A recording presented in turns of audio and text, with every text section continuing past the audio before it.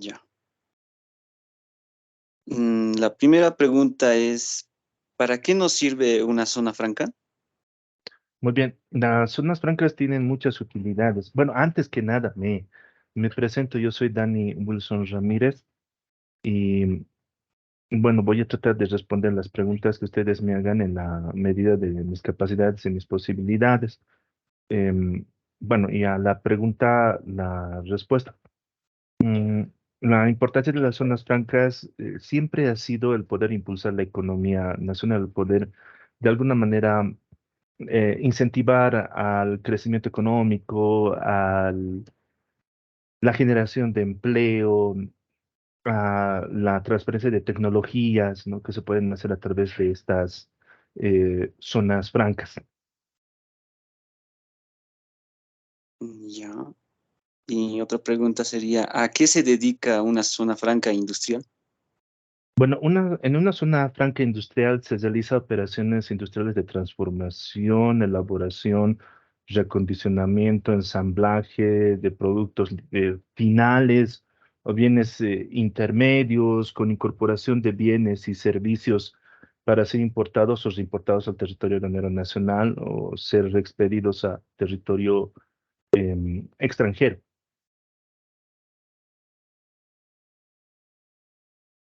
Ya. La tercera pregunta sería, ¿qué requisitos son necesarios para ser un usuario? Bueno, entendiéndose que un usuario de zonas francas son las empresas que están interesadas en adjudicarse una concesión de una zona franca.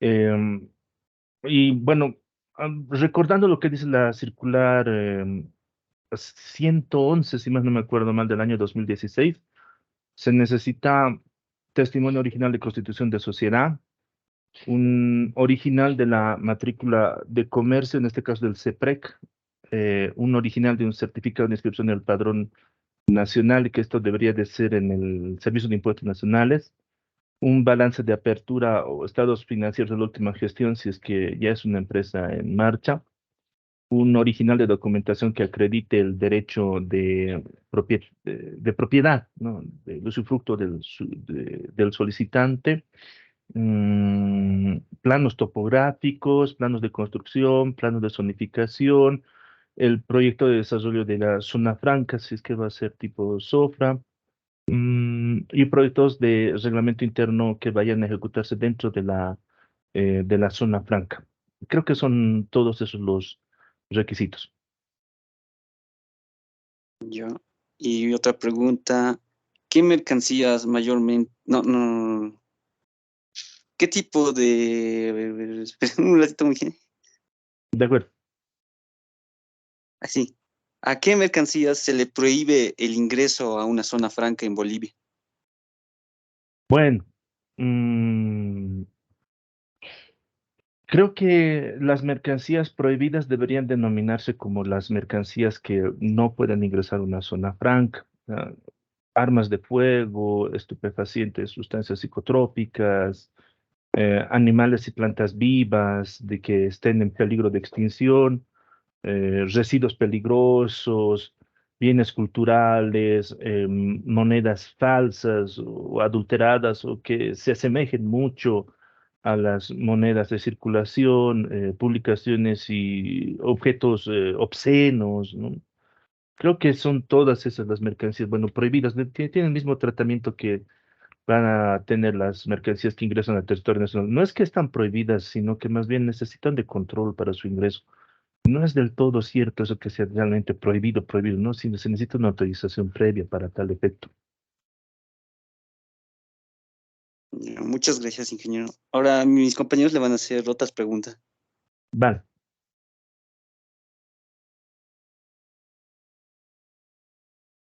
¿Qué funciones cumple un usuario de una zona franca?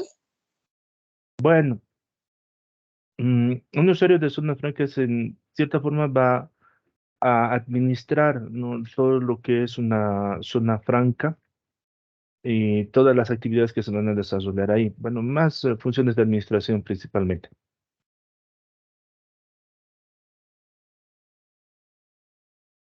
Ya, Inge, la siguiente pregunta sería, ¿Qué tipos de usuarios hay en una zona franca?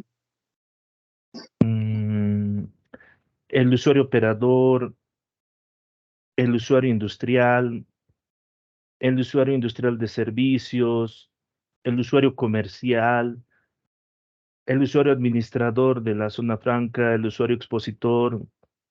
Creo que son todos los tipos de usuarios, ¿no? Algunos reconocidos por la ley, otros implícitos, ¿no? En la misma, en la ley 1990 y en su reglamento.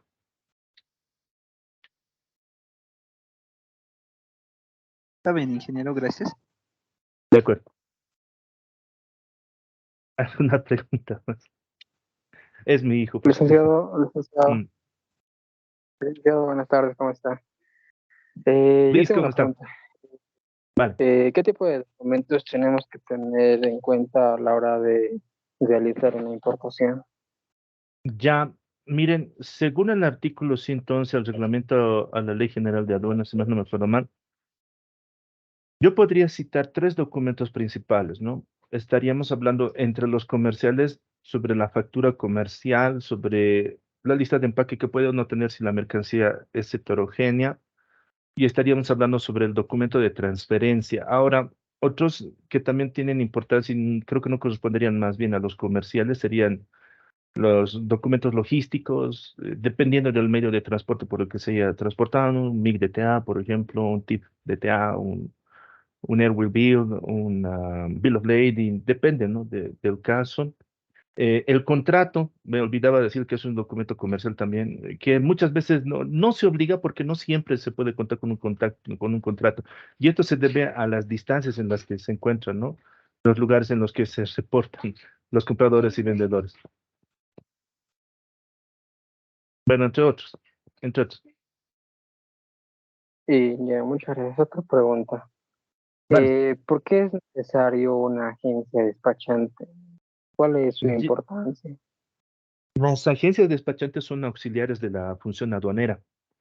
Entonces, como que todos tienen derecho a importar o exportar mercancías, no siempre se tiene al alcance el conocimiento necesario para las formalidades aduaneras, ¿no? Que se deben de cumplir para que ingresen o salgan las mercancías de territorio aduanero. Entonces, se necesita este intermediario, esta persona que pero en el protocolo de Kioto se le conoce como los auxiliares logísticos, que es una figura de una tercera persona que no tiene que ser parte de la aduana, porque la aduana es la parte fiscalizadora y controladora, pero tampoco puede ser la parte interesada.